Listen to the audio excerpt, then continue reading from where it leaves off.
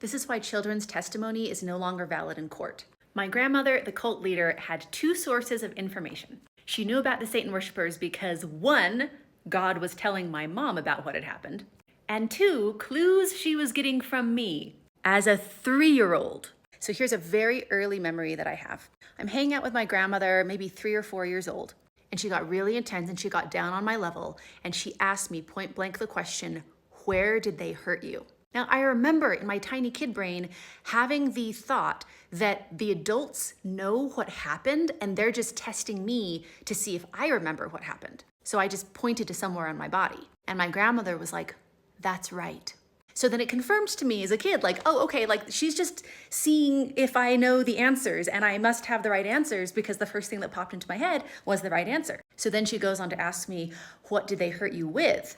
A stick. I remember, these are my real answers.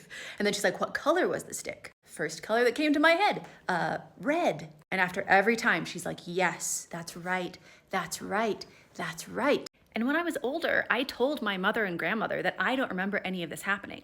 And they told me that that was the result of all of the people going without food and water and fasting and praying for us so that God blessed me with forgetting the horrible things that had happened.